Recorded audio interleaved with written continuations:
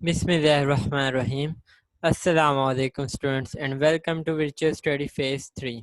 My name is Ishan Ali and this is lecture for mathematics of class 7.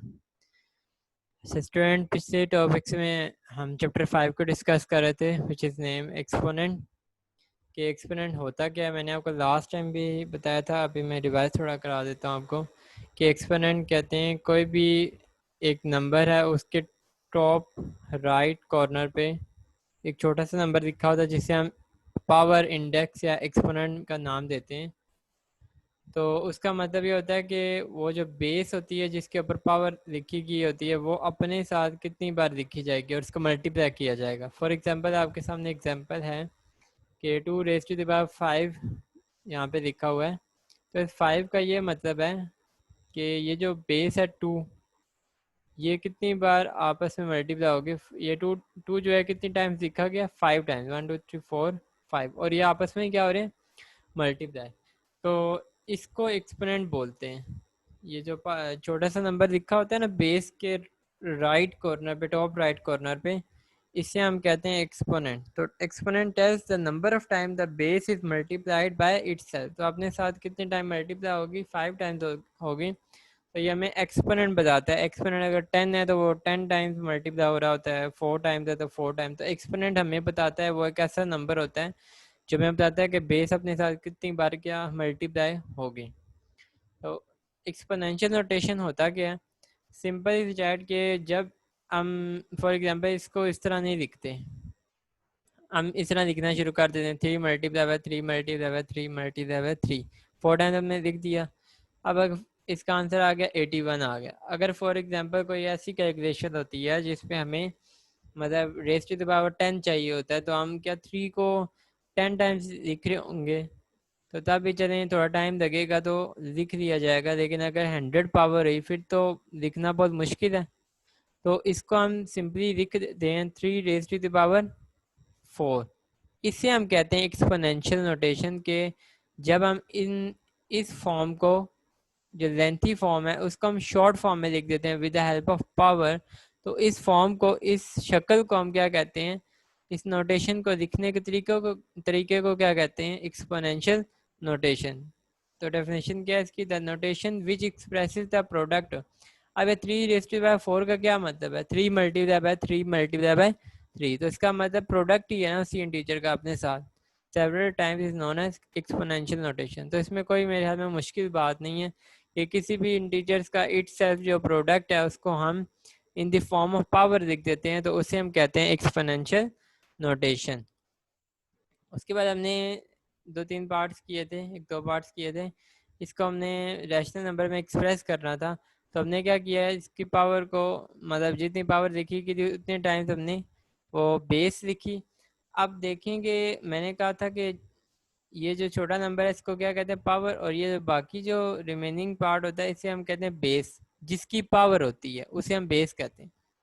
तो अब base क्या है यहाँ पे, 4/5 है। लाजमी नहीं है कि इसमें कोई इंटीजर होगा, कोई नंबर होगा, फ्रैक्शन भी हो सकती है। तो इस केस में 4/5 हमारे पास बेस है और बेस 2 टाइम लिखी गई है और इनको मल्टीप्लाई किया गया। तो नेक्स्ट पार्ट में आप देख लें, -2/3 जो रेस टू द पावर 3 है, तो -2/3 इसमें क्या होगी, बेस होगी, और पावर इसकी 3 है तो 3 टाइम्स लिख दिया और उसको आपस में मल्टीप्लाई कर दिया। तो जो जो इस टॉपिक के हवाले से क्वेश्चन आते रहेंगे मैं उसको यहाँ पे लिखता जाऊँगा। तो आज का हमारा जो टॉपिक है वो लॉज और एक्सपोनेंट्स के बारे में। इसके आई थिंक से 6 लॉज हैं, तो हम थोड़े थोड़े करके डे बाय डे इसको डिस्कस करेंगे, उसके रिलेटेड हम क्वेश्चन आंसर करेंगे। तो लॉज ऑफ एक्सपोनेंट होते क्या हैं, ये एक्सपोनेंट्स के कानून होते क्या, इसको समराइज ऐसे किया जाता है कि एक्स जो है वो कोई भी रैशनल नंबर है ज़ीरो के अलावा, और जो एम और एन जो लेटर्स इसमें मतलब अल्फ़ाबेट्स या सिंबल्स में यूज़ होंगे, वेरिएबल यूज़ होंगे, कुछ भी आप कह दें इनको, वो इंटीजर होंगे। एक्स जो होगा रैशनल नंबर और एम एन इंटीजर होंगे। तो लॉ नंबर 1 देख लें, तो कहते हैं अगर कोई भी बेस है, एक्स बेस है, मतलब कोई भी रैशनल नंबर है, raise to the power M है, उसकी कोई भी इंटीजर पावर है, मतलब -1 1 2 3 4 5 10 100 कुछ भी है, ज़ीरो है, तो वो मल्टीप्लाई हो रहा है किसी मल्टीप्लाई हो रहा है बेस के साथ, वही बेस जो पिछली बेस थी उस, जो यहाँ पे बेस थी यहाँ पे, वही बेस यहाँ पे होगी और इसकी पावर डिफरेंट होगी। डिफरेंट भी हो सकती है, सेम भी हो सकती है, ये डिपेंड करता है क्वेश्चन पे। तो उसका आंसर क्या आएगा कि बेस हम एक बार ही लिखेंगे और पावर्स को क्या कर देंगे, ऐड कर देंगे। ये फर्स्ट ऑफ एक्सपोनेंट है। फॉर एग्जांपल ये आपके सामने लिखा गया है, अगर ये क्वेश्चन है हमारे पास, ये हमारे पास क्वेश्चन आता है 2 raise to the power 3 multiply by 2 raise to the power 7, तो हम देखेंगे कि ये जो है इस लॉ पे फुलफिल, कंडीशन इसकी फुलफिल होती है या नहीं होती। सबसे पहले हम बेस पे देखेंगे कि दोनों की बेस सेम है, बेस देखेंगे। उसके बाद हम दरमियान का साइन देखेंगे कि मल्टीप्लाई का है या डिवाइड का है, कौन सा साइन है।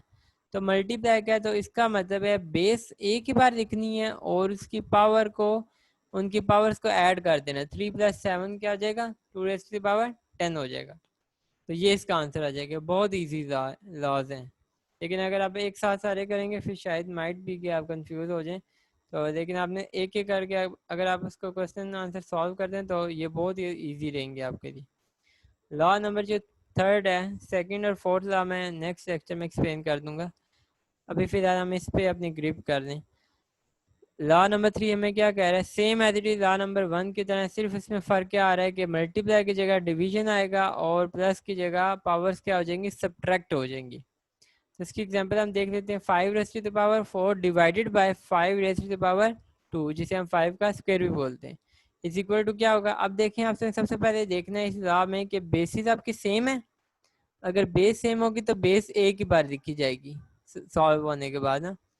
उसके बाद साइन देखना है, साइन यहाँ पे डिवाइड किया तो इसका मतलब है पावर्स क्या हो जाएंगी, सब्ट्रैक्ट हो जाएंगी। 4 - 2 which is equal to 2, 5 raise to the power 2 इसका आंसर आ जाएगा। उसके बाद एक्सरसाइज 5 में इसका क्वेश्चन नंबर 6 है, simplify and express the result in the power notation.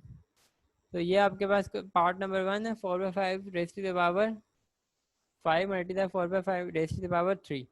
तो आप देख सकते हैं कि इनकी बेसिस सेम है। 4/5 ये बेस है और यहाँ पे बेस क्या है, 4/5, दोनों बेसिस क्या है, सेम है। तो हम यहाँ पे ब्रैकेट में लिखेंगे सॉल्व करने से पहले, यूजिंग फर्स्ट लॉ, ठीक है, law first law of exponent. तो ये क्या लॉ है हमारे पास, X raise to the power m, मतलब x कोई भी एक नंबर होगा, बेस होगी, रैशनल नंबर होगा, ये दोनों जगह सेम होगा। यहाँ पे x जहाँ जहाँ लिखा हुआ है, तो m कोई भी पावर हो सकती है और n कोई भी पावर हो सकती है, सेम भी हो सकती है, डिफरेंट भी। और दरम्यान में अगर मल्टीप्लाई का साइन है तो हम क्या कर देंगे, उन पावर्स को प्लस कर देंगे। जैसा कि सॉल्व हुआ है आपके पास 4/5, ये आप इसका क्या होगा, बेस एक ही बार लिखी जाएगी और पावर्स क्या हो जाएंगी, ऐड हो जाएंगी। तो इसका आंसर क्या आ जाएगा, 8 आ जाएगा। तो इसके बाद नेक्स्ट जो पार्ट है, इसमें बेस हमारे पास क्या है, 3/4, और ये दोनों जो है डिवाइड हो रहे हैं। तो हमने कौन सा लॉ इस्तेमाल करना है, थर्ड लॉ इस्तेमाल करना है एक्सपोनेंट का। तो ये डिवाइड हो रहे हैं तो हमने इनकी पावर्स को क्या कर देना, सब्ट्रैक्ट, और बेस एक ही बार लिखी जाएगी।